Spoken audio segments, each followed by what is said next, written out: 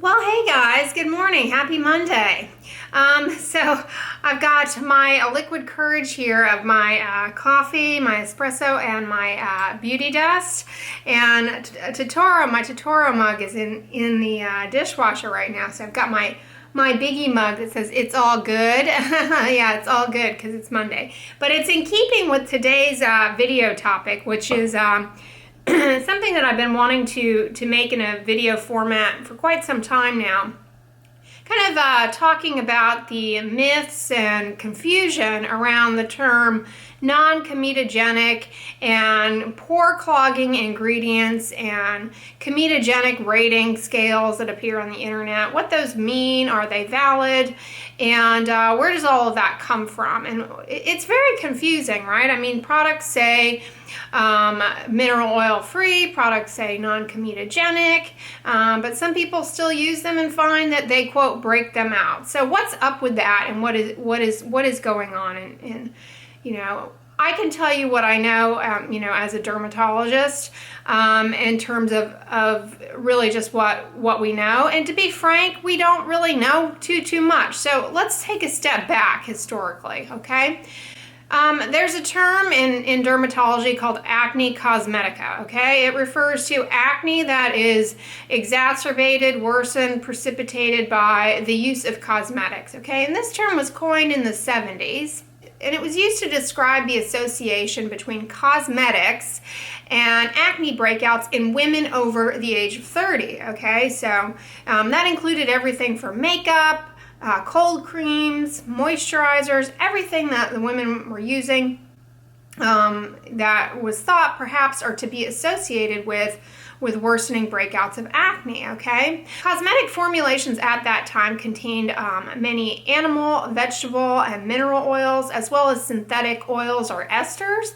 And so it was thought that maybe some of those ingredients were contributory and or perhaps they were, quote, pore clogging and contributing factors to the acne flares. Acne is a disease, you guys, that you really have to understand has a couple of different factors. First starts with occlusion of the follicular orifice or the pore, okay? And underneath the skin, before you can even see it, it's called a microcomedone. When you can see it as a whitehead, it's called a closed comedone. And it just refers to the collection of skin cells inside the follicular orifice that plug it up, okay? So that's one part of acne. The second part is that the bacteria that normally live in there, when they're in there in the little plugged up pore, they proliferate a little bit more readily. You know, they don't have anywhere to go, much to do, and they create some inflammatory mediators, okay? And then the other part about it is that the oil gland that's associated with that pore, the rate of oil production can also further drives the acne, okay? So you've got a combination of the plugged up pore, the bacteria in there proliferating, breaking down the excess oil, making inflammatory mediators, and then the immune system comes in. You get a big cyst sometimes, and that's really what kicks off to full-blown acne, okay? And in women in particular, women over the age of 30, okay? I mean, bear in mind, that's who Acne Cosmetica was described in. Another thing that also tends to occur is that oil production is largely governed by hormonal influences. And so there's this subset of acne called hormonal acne. I have an entire Q&A on that topic if that sounds like you. So bear in mind, there's an entire subset of people, women, whose acne predominantly is driven by hormonal influences and has nothing really likely to do with the stuff that they're putting on their face, okay? So we have this group of women over the age of 30 who we now have a better understanding of in terms of the pathogenesis of their acne than we did in the 70s, okay, when this was originally coined. But at the time, it was thought perhaps that the cosmetics that they were using and were contributing to the breakouts contained, quote, pore clogging ingredients. So a number of methods were developed at that time to determine the comedogenic potential of cosmetics. And one such method was the rabbit ear model, okay, in which cosmetic ingredients were applied to the ear of a rabbit and plugged up follicular orifices were quantified, and depending on the number of occluded follicular orifices, they were given a ranking of anywhere from 0 to 5, and so 5 being thought to be like super pore clogging, and 0 not any problem. All right, so here's the problem with that. However, you are not a rabbit. First of all, rabbit skin and the rabbit hair follicle biology, the rabbit pore biology, entirely different. Rabbits have an entirely different hormonal cycle than humans do. So it's apples and oranges, okay? We are not rabbits, all right? So it is an animal model, all right, with limitations. In order to validate observations in animals, we really need a human assay as well, okay? So later on down the road, they developed a human assay, which wasn't perfect, okay? And by assay, I mean test, A-S-S-A-Y. A human test, okay? And really, my understanding of how that works is similar to patch testing in that these ingredients were put on the back of individuals under occlusion, okay? To confirm some of these things. And by the time they got around to coming up with a human test, what they found out is that the things that caused the things that were comedogenic in the rabbit ear really weren't at all in humans, okay? So they were kind of like, so they were sort of going, whoa, we made a big mistake here. All along we've been saying all of these ingredients are pore clogging, and we're basing it on the rabbit inner ear, which maybe isn't valid, okay? So in 1989, in an effort to understand the discrepancy between the rabbit studies and these now human assays, the American Academy of Dermatology held an international symposium on comedogenicity, okay? So they literally held this massive symposium on pore clogging ingredients, okay? That's how serious they took it at the time, because they, wanted to come up with some recommendations to help people, okay?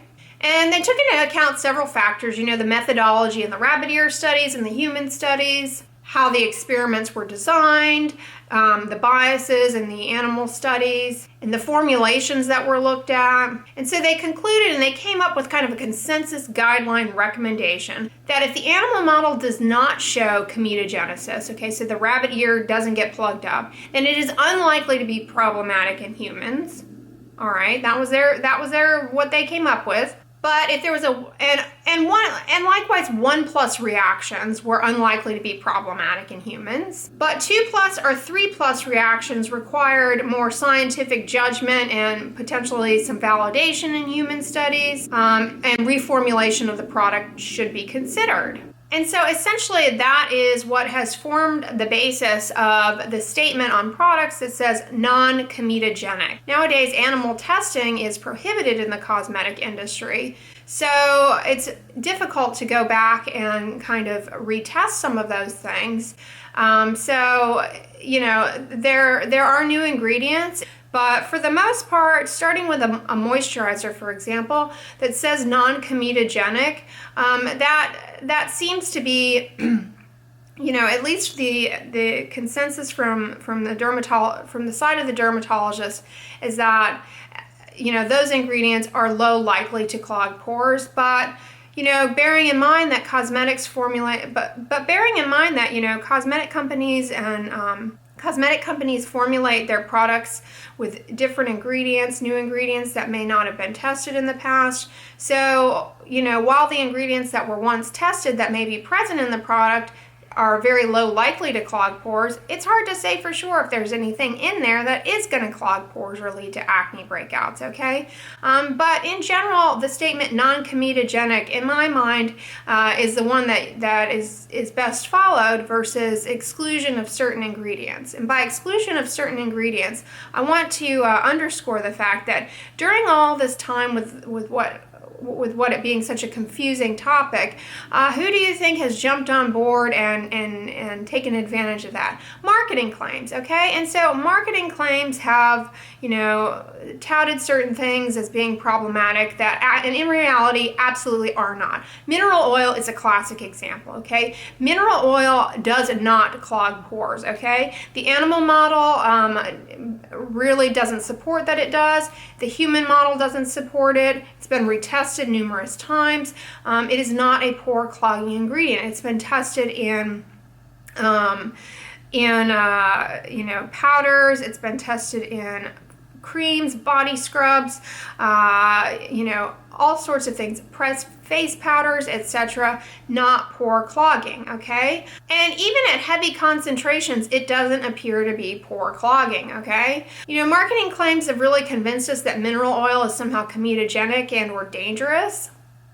But the overall message that I want to send to you is don't be fooled by these claims. I would suggest, however, looking for products that state non-comedogenic versus free of a particular ingredient, because there's really no validity in excluding any of those ingredients. The other thing that I want to talk about is a lot of you guys reference different websites online, and the websites list different ingredients and the rating systems, and that is all, to my knowledge, based on, some of it is based on the rabbit studies. I've gone in and looked at their reference. They're just taking the tables out of those papers, and things that are like 3 or 4 or 5. I believe that's how they're getting their ratings, at least on some of the sites. They're really just going to the animal studies and citing that and claiming that it clogs pores. But what I want you to realize and educate yourself on is that you are not a rabbit, okay? And it turns out that there is a large discrepancy between the animal studies and the human studies. Likewise, there are problems with the human studies in that, as I said, we do them on, they've been done on the back for the most part. The skin on the back is very different from the skin on your face. So it's hard to predict, with any certainty how valid that is. So I think at the end of the day, my message to you would be to, stop trying to analyze the ingredients in moisturizers and cosmetics to death. Just sticking to basic drugstore moisturizers, honestly, that are labeled as non-comedogenic. While it's not going to work for everybody, I think it is an easier starting point than trying to decode all of these comedogenic ratings and numbers and analyzing the ingredient lists and things, as that really doesn't bear much truth or validity in human beings, okay? And then let's talk about another major problem that I see going on here is that clogging pores and worsening of acne, okay? When people report that, when consumers report that, that is a subjective report, okay? It doesn't mean that they've actually seen a dermatologist and had a confirmation of acne or pore clogging response, okay? And the reason that I tell you that is because, your skin can do a lot more than just quote breakout. There are many, many different types of rashes and breakouts and reactions that can occur to things you are coming in contact with that have nothing to do with pores, that have nothing to do with acne, okay?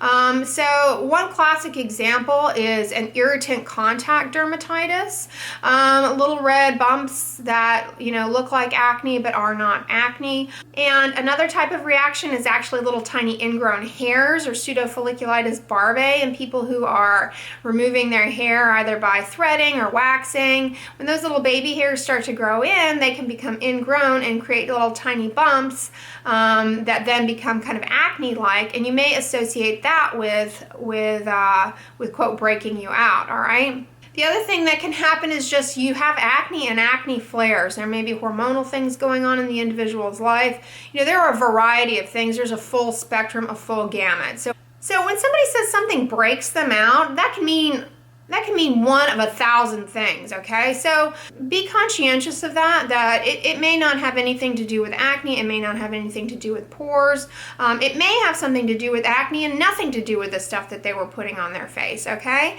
So that's really important. And how to know? The best way to know is to, go in and see your dermatologist and say, hey, I've got this rash going on in my face. I was really worried it was related to this. Do you think so? What is going on? That's really the best way to know.